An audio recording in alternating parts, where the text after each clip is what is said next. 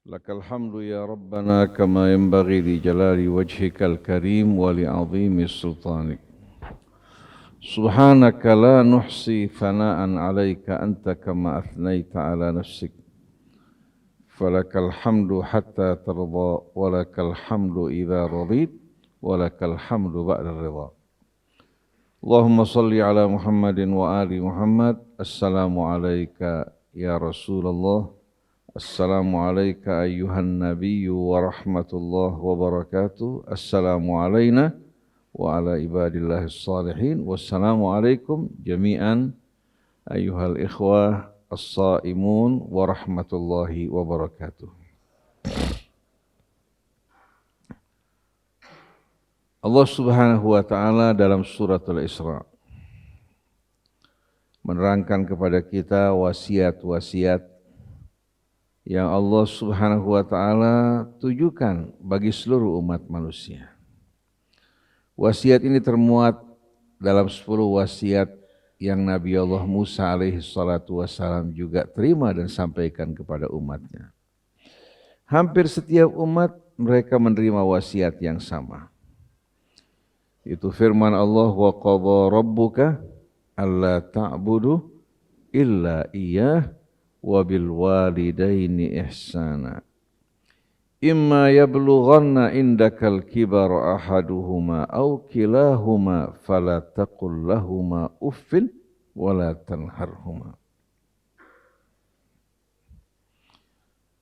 Wa qul lahuma qawlan karima wakhfid lahuma janahadh-dhulli minar rahmah wa qur rabbirhamhuma kama rabbayani shaghira. Rabbukum a'lamu bima fi nufusikum in takunu salihin fa innahu kana lil awwabina ghafura.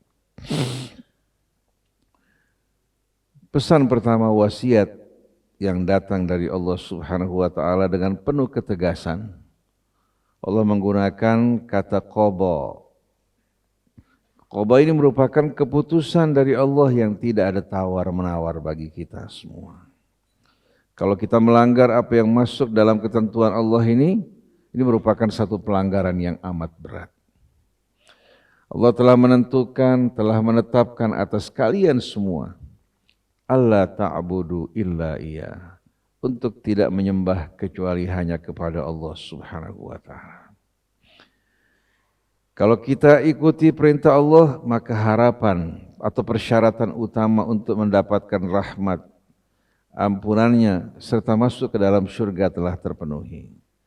Tapi kalau ini tidak terpenuhi, walaupun kita melakukan semua perintah-perintah Allah yang lain, salat kita lakukan, zakat kita lakukan, puasa kita lakukan, bahkan kita bangun malam, beribadah di waktu siang, tapi kita mempersekutukan Allah Subhanahu wa taala, maka Allah Subhanahu wa taala tutup pintu ampunannya bagi kita semua. Oleh karena itu berkaitan dengan hal ini wajib kita menjaga. Dan syirik ini betul-betul amat mengerikan hadirin sekalian, halus sampai digambarkan kadabi binamlatin sauda fi lailatin dhalma ala sakhratin sauda. Bagaikan semut hitam di malam hari yang merayap berjalan di atas batu yang hitam. Bisa hadirin sekalian melalui riya terjerumus dalam syirik, amal kita ditolak oleh Allah Subhanahu wa taala. Kita menggantikan hukum Allah, kitab dan peraturannya dengan apa-apa yang dibuat oleh manusia sebagai pengganti. Ini juga merupakan perbuatan syirik. Kita menjadikan selain Allah sebagai wali kita, padahal Allah yang menciptakan kita. Sedangkan mereka tidak punya peran dalam hidup ini. Nah, pada saat seorang mempersekutukan Allah dengan menyembah selainnya, ini betul-betul menggambarkan manusia telah berkhianat kepada Allah Subhanahu wa taala. Allah yang menciptakan dirinya, yang melimpahkan nikmat karunia-Nya, yang memuliakan dia sebagai khalifah, seharusnya dia beribadah pada Allah, bersyukur padanya, tapi ternyata yang dituju adalah selain Allah. Oleh karena itu hak Allah yang mesti kita jaga dan kita penuhi pertama-tama adalah mengikhlaskan dan memurnikan pengabdian kita kepada Allah Subhanahu wa taala. Oleh karena itu Allah berfirman, "Innallaha la yaghfiru ay yushraka bih wa yaghfiru ma duna dzalika liman yasha." Sesungguhnya Allah akan mengampuni dosa-dosa manusia bagaimanapun besarnya. Dia bertaubat, mohon ampun, Allah akan ampuni. Tapi dia tidak akan memberikan ampunan pada saat dia dipersekutukan dengan selainnya. Allah berfirman dalam surat Al-Ahqaf, "Qul ara'aytum ma tad'una min dunillah aruni madza khalaqu minal ard am lahum syirkun fis samawat ituni bi kitabin min qabli hadza au atharatin min ilmin in kuntum shadiqin." Katakan pada mereka wahai Rasulullah, kepada umatmu maksudnya, bagaimana pendapat kalian? Apa-apa yang kalian sembah selain dari Allah, yang kalian persekutukan bersama Allah, aruni, tunjukkan padaku, madza khalaqu minal ard, apa yang telah mereka ciptakan di bumi ini. Mereka menciptakan sesuatu di bumi kita, gunungnya umpamanya, atau katakan daratannya atau lautannya. Tunjukkan padaku, apakah mereka menciptakan sesuatu di bumi ini, memiliki saham andil bersama Allah. Am lahum syirkun fis samawat, atau mereka punya andil dalam penciptaan langit. Itu nih bi kitabim min qabli hadza, bawa ke hadapanku bukti melalui kitab yang Allah turunkan sebelumnya, au atharatin min ilmin, atau fakta-fakta ilmiah yang mendukung klaim dan pernyataan kalian. In kuntum shadiqin, apabila kalian menganggap perbuatan kalian benar. Ternyata langit bumi seluruh isinya termasuk apa yang kita makan, termasuk kenikmatan batin dari cinta dan lain sebagainya, semua adalah anugerah dari Allah. Lalu kenapa kita datang pada selain Allah Subhanahu wa taala? Ini merupakan kezaliman dan pengkhianatan yang paling besar. Lalu Allah tambahkan, waman adallu mimman yad'u min dunillah man la yastajibu lahu ila yaumil qiyamati wa hum an du'aihim ghafilun wa idza husyiran nasu kanu lahum a'da'a wa kanu bi ibadatihim kafirin. Tidak ada orang yang lebih sesat dari orang yang memanjatkan doanya, permohonannya kepada selain Allah Subhanahu wa taala, yang tidak kuasa untuk mengabulkan permintaannya. Walaupun dia berdoa sampai hari kiamat, orang yang dimohon tak akan mampu untuk memberikan pertolongan padanya, kecuali kalau Allah kehendaki. Wahum an du'aihim ghafilun, mereka semua tidak tahu menahu, mereka semua lalai lengah dari permohonan yang ditujukan pada mereka. Jika orang mohon pada malaikat, mohon pada nabi, mohon pada orang-orang yang soleh, Allah jawab apa? Wa idza husyiran nasu kanu lahum a'da. Orang-orang yang soleh atau para nabi yang menjadi tujuan doa di hari kemudian nanti akan mengingkari perbuatan-perbuatan orang yang memohon kepada mereka. Wa kanu bi ibadatihim kafirin, dan mereka ingkar terhadap ibadah yang ditunjukkan pada mereka.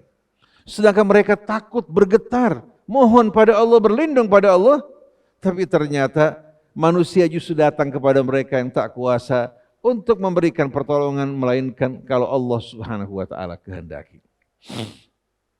Ini merupakan iman kita berdasarkan fakta, dalil, argumentasi yang tak terbantahkan. Kalau orang mengizinkan permohonan kepada selain Allah atau beribadah kepada selain Allah, tunjukkan dalil kalian. Ini merupakan hadirin sekalian hak yang mesti dipenuhi seorang hamba kepada Allah. Setelah itu Allah menyebutkan hak yang kedua, yaitu yang berkaitan dengan kedua orang tua kita yang menjadi sebab kelahiran kita di dunia ini. Pada saat ini kita jumpai kebanyakan anak-anak kurang memberikan perhatian, kepedulian terhadap orang tua mereka. Orang tua bersusah payah membanting tulang, menyekolahkan anaknya, bahkan merawat dari mulai lahir hingga menjadi orang yang mulia.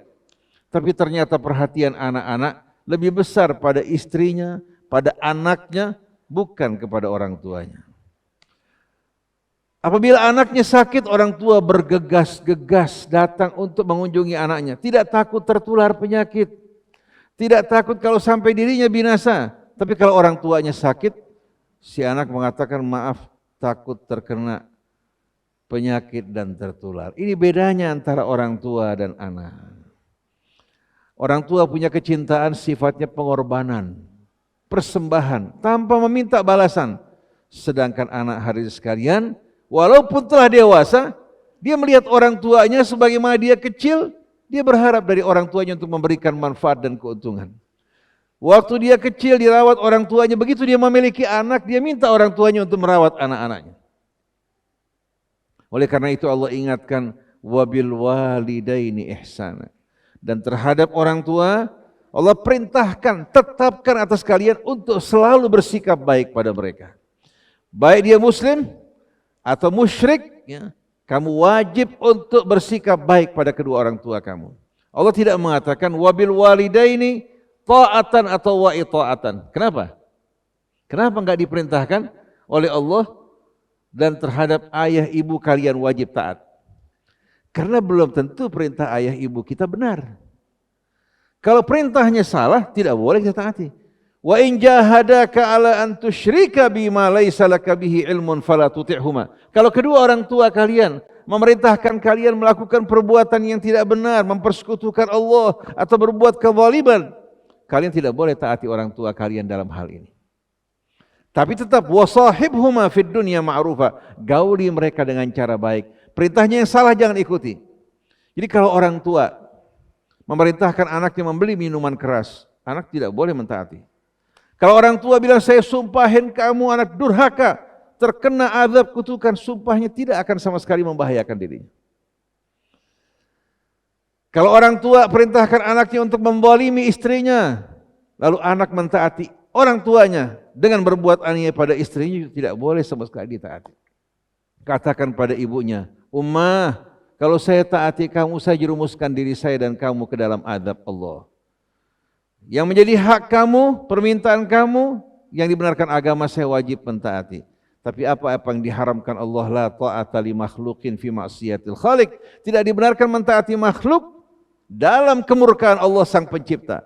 Jadi kalau orang tua memerintahkan yang tidak benar, tidak boleh ditaati, apalagi terhadap selain orang tua. Jangan gara-gara enggak enak sama teman, enggak enak sama relasi, enggak enak sama atasan, yang haram dilanggar, yang Allah perintahkan diabaikan. Orang seperti ini jatuh di mata Allah Subhanahu wa ta'ala.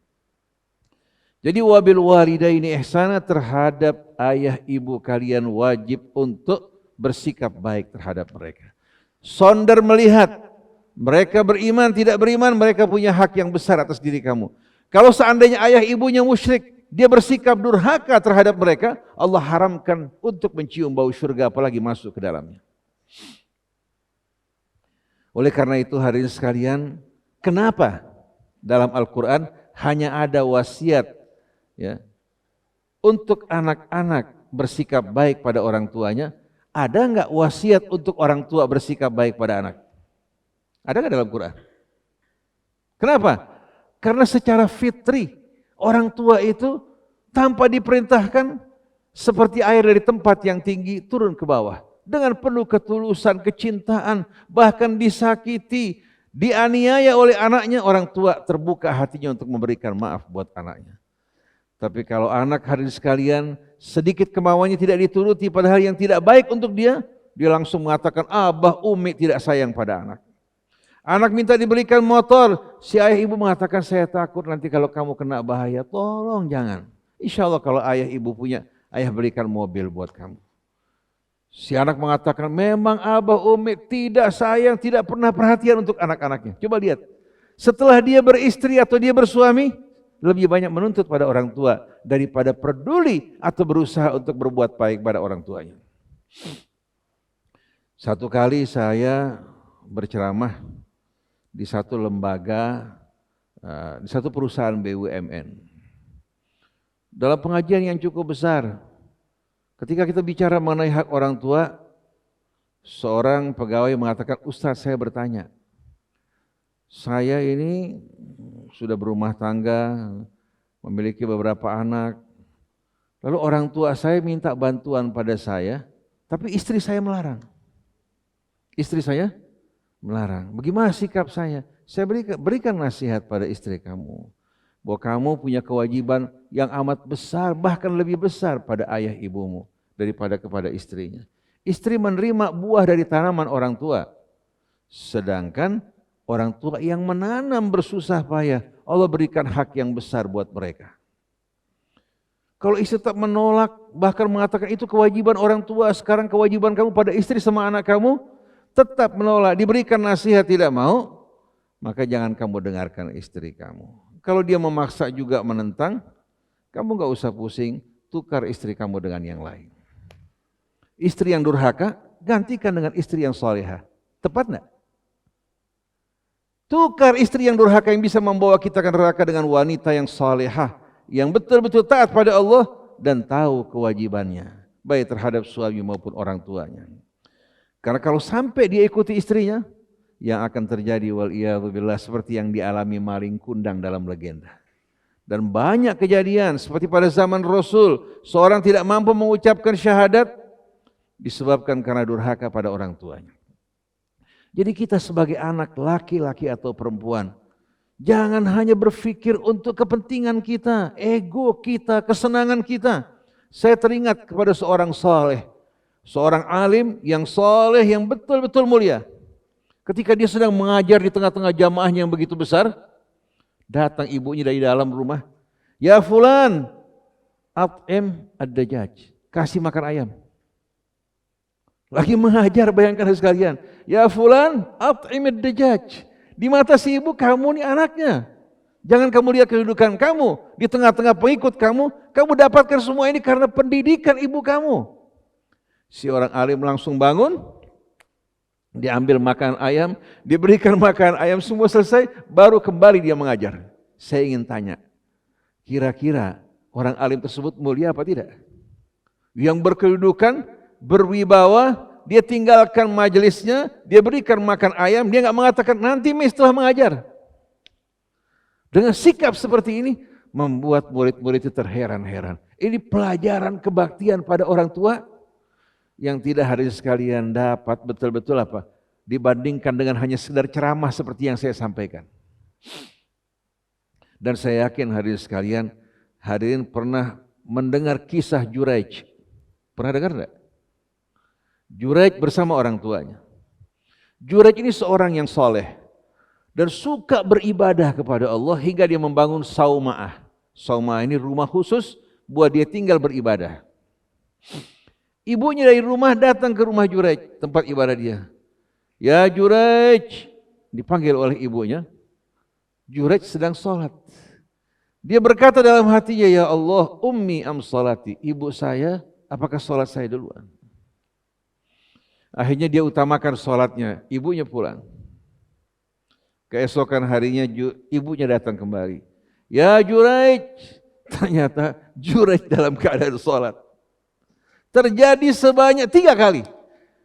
Ya Allah, sholati am ummi, sholat saya atau ibu saya? Akhirnya si ibu marah luar biasa. Si ibu mengatakan, ya Allah jangan kau wafatkan dia sampai dia melihat wajah seorang pelacur. Bukan bergaul dengan seorang pelacur, melihat wajah seorang pelacur. Seharusnya kalau sholat sunnah, dia bisa batalkan sholatnya, dia temui ibunya. Kecuali kalau sholat wajib. Karena hak Allah di atas hak orang tua. Tapi kalau sunnah, itu merupakan tatawu. Ibadah sukar ya. Begitu ibu kita panggil, langsung kita bergegas-gegas menghadap ibu kita. Setelah itu, ulangi sholatnya.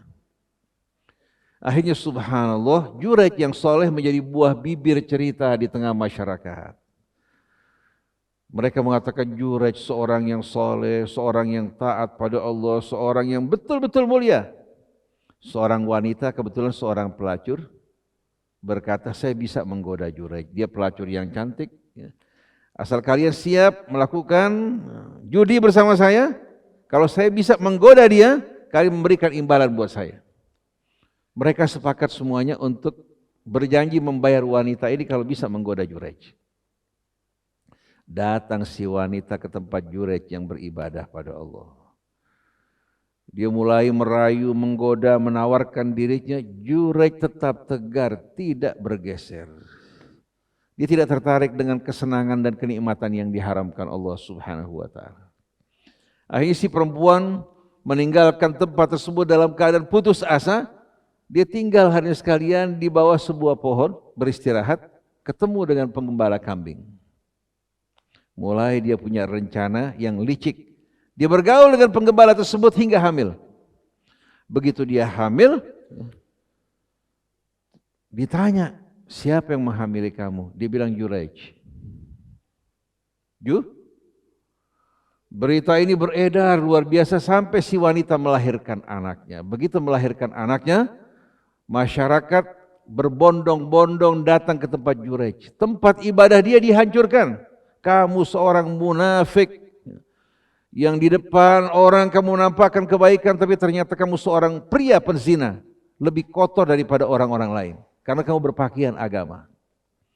Juraij gak tahu menahu sama sekali, diseret dibawa keluar. Kata Juraij, kalau kalian ingin membunuh saya, menghukum saya, izinkan saya mengerjakan sholat 2 rakaat. Akhirnya Juraij sholat 2 rakaat. Setelah kelar sholat, dia masukkan jempolnya ke lidahnya, diletakkan di kepala si bayi. Man abuka ya fulan, siapa orang tua kamu? Si anak mengatakan, abi fulan ar-ra'i, ayah saya fulan si pengembala kambing.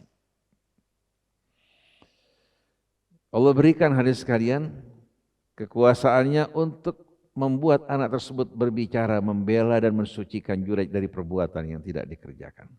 Tapi dia melihat pelacur ini membawa sial, bagaimana kalau melacur? Doa orang tuanya, jangan kau wafatkan dia sebelum melihat wajah pelacur, baru lihat saja bawa sial, bagaimana kalau mengerjakan? Ini merupakan salah satu anak pada masa bayi berbicara dengan izin Allah Ta'ala. Sedangkan kisah yang lain, ketika ada seorang anak yang bisa berbicara pada masa bayi, di samping Isa ibnu Maryam, seorang anak digendong oleh ibunya di tepi jalan. Itu ada seorang dipukuli dan dicaci maki. Orang-orang mengatakan kamu pencuri, kamu zalim, kamu ini. Si ibu mengatakan, Allahumma la taj'al ibni mithlah, ya Allah jangan jadikan anakku seperti orang tersebut. Si anak bayi mengatakan Allahumma ja'alni mithlah, ya Allah jadikan aku seperti dia. Si ibu terheran-heran lihat ini anak. Enggak lama lihat seorang pemuda naik kendaraan dengan pakaian yang mewah, terhormat. Si ibu mengatakan Allahumma ja'al ibni mithlah, ya Allah jadikan anak saya seperti. Si anak mengatakan Allahumma la taj'alni mithlah, ya Allah jangan jadikan aku seperti orang tersebut. Si ibu mengatakan saya berdoa agar memuliakan kamu seperti fulan, kamu menolak. Tapi saya berdoa agar kamu tidak diperlakukan seperti orang tersebut, seorang pencuri yang kotor. Kamu minta seperti dia. Si anak mengatakan, ya ummah, yang kau lihat orang tersebut dipukuli, ya, dicerca, sebenarnya dia orang yang mazlum. Sedangkan yang kamu lihat sebagai orang yang mulia, penampilannya orang yang dimurkai Allah karena kesombongan, keangkuhan dan kezalimannya. Ini pelajaran buat kita. Kita jangan melihat buku dari sampulnya, jangan lihat orang dari penampilannya, tapi dari akhlak kepribadian yang dimuliakan Allah Subhanahu wa Ta'ala. Di antara anak yang berbicara pada masa bayi, anak pada gendongan ibunya di hadapan api yang membara-bara. Ketika Ashabul Ukhdud yang dilontarkan ke dalam api karena mereka menolak untuk keluar dari iman mereka, yang terakhir seorang ibu di tepi parit bersama anaknya. Dia ragu-ragu untuk masuk ke dalam api karena anak dalam gendongannya. Si anak mengatakan, lontarkan kamu dengan diri kamu ke dalam api. Di balik api ini surga yang Allah sediakan bagi orang-orang yang bertakwa dan beriman. Para jamaah yang dimuliakan Allah Subhanahu wa Ta'ala. Kebaktian pada kedua orang tua ini merupakan jalan menuju kesuksesan, keajaiban dan kemurahan dari Allah Subhanahu wa Ta'ala. Ada 2 orang. Satu rajin berpuasa. Malah setiap 1 hari puasa, 1 hari buka. Bangun di waktu malam. Kalau sholat berlama-lama berzikir pada Allah. Satu lagi saudaranya, kalau melek malam. Sampai pagi, pagi baru tidur sampai zuhur. Malam hari dia mabuk, bermain judi. Tapi yang aneh, ini saudaranya yang bangun malam, puasa di waktu siang, beribadah pada Allah, usahanya sempit. Dia bangun rumah 1, bertahun-tahun tidak laku. Saudaranya yang pemabuk, yang suka berjudi, yang kalau tidur sampai siang, kalau malam hari ini sekalian apa? Begadang, tiap bangun rumah. Padahal dia punya gambar satu bisa 10-20 rumah, nggak mau beli gambar. Setiap bangun rumah belum selesai orang beli. Bangun rumah belum selesai orang beli. Sedangkan saudaranya rumahnya nggak laku-laku. Akhirnya saudaranya datang sama ini orang, dia bilang tolong beli rumah saya, kok berikan aku modal aku. Yang penting rumahnya laku. Saudaranya yang tukang minum ini ambil. Baru berapa hari di tangan dia, orang beli itu rumah. Saudaranya panggil, ini rumah modalnya untuk kamu kan, separuh keuntungannya juga untuk kamu. Orang bertanya-tanya, sampai dia bilang, ya Allah saya sholat, bangun malam puasa, kenapa rezeki saya seret? Orang bilang sama dia, ini cobaan dari Allah. Saudaranya yang fasik, pemabuk, tapi rezekinya selalu mengalir. Sampai orang bilang kalau dia tidur sampai siang, yang nunggu untuk bawa barang, mau beli barang banyak. Kenapa hari ini sekalian? Yang pemabuk ini, ibunya minta apa aja tidak pernah ditolak. Dia baru beli mobil mewah, ibunya bilang, mobil ini kasih saudara kamu, langsung dikasih saudaranya. Bangunkan rumah buat saudara kamu, sekolahkan, urus mereka, belikan rumah buat saudari perempuan kamu. Apa yang ibu katakan tidak pernah ditolak. Sampai dia berpisah sama istrinya dulu, gara-gara menghalangi dia untuk bakti orang tuanya. Ponakan-ponakannya semua mendapatkan perhatian. Sedangkan yang satu, ibunya tanya, ada uang enggak? Butuh buat ini. Enggak ada, Mi.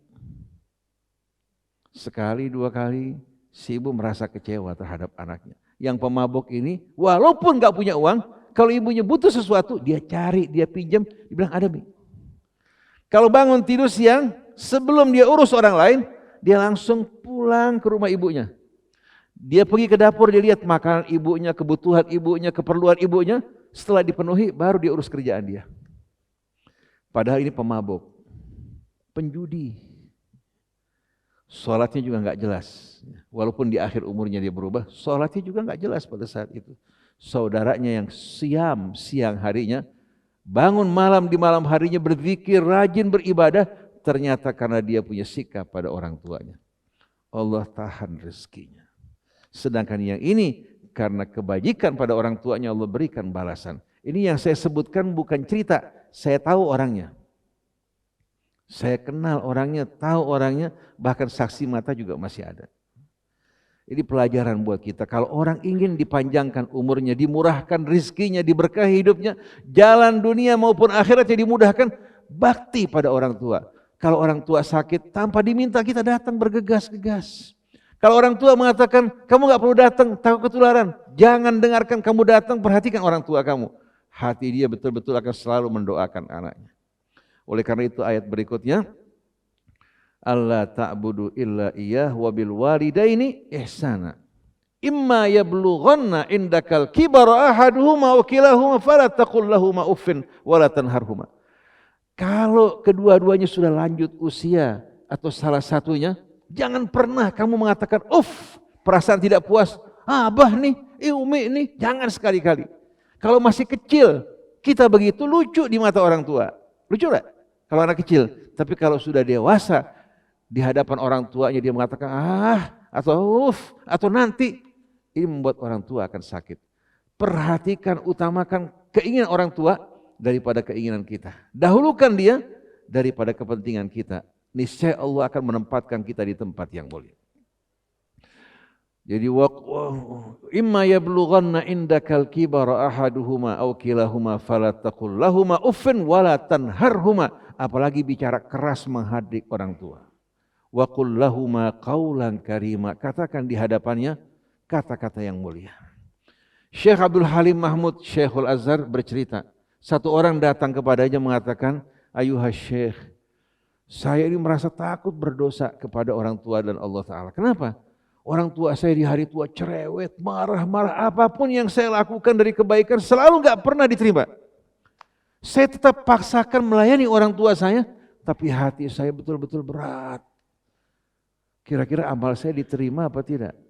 Dijawab oleh Syekh Abdul Halim Mahmud, Kamu tahan diri kamu, tahan nafsu kamu, bersabar menghadapi orang tua kamu. Untuk siapa kamu lakukan? Dibilang untuk Allah. Itu kamu lakukan, kamu mendapatkan pahala yang besar. Kalau kamu dengan senang melakukan tanpa paksaan dalam berbakti, betul kebaktian tapi tidak sebanding dengan anak yang menghadapi orang tuanya cerewet, bawel, marah-marah, tidak puas dengan dirinya, dia sabar menerima semua itu dan tidak mengeluarkan kata-kata yang tidak baik. Wakhfid lahuma janahadzul, rendahkan sayap kehinaan di hadapannya. Kamu seorang PhD, seorang dokter, seorang ulama, seorang alim, jangan kamu angkat sayap di hadapan orang tua.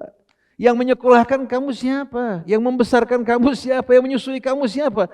Tunjukkan di hadapannya kerendahan lebih rendah daripada dirinya. Kalau dia bukan orang yang terpelajar, berpendidikan, kamu rendahkan diri kamu di hadapan orang tua kamu.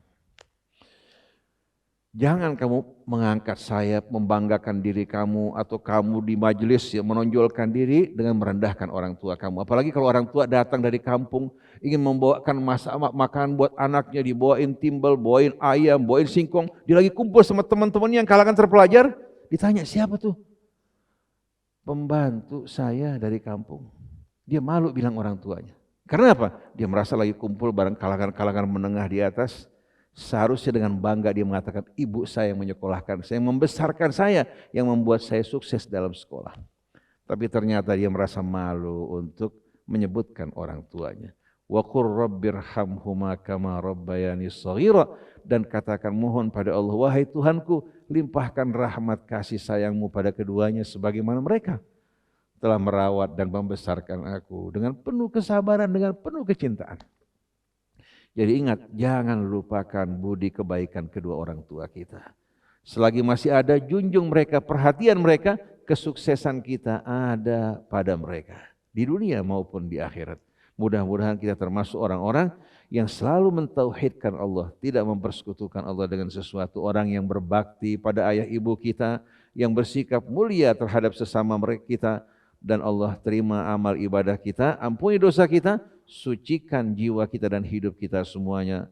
Mudah-mudahan anak-anak sekalian, calon-calon generasi di masa akan depan, Allah tempatkan di tempat-tempat yang mulia, lahir batin dan dunia akhiratnya. Subhanakallahumma wa bihamdik, asyhadu an la ilaha illa anta, astaghfiruka wa atubu ilaik, wal afu minkum, wassalamu alaikum warahmatullahi wabarakatuh.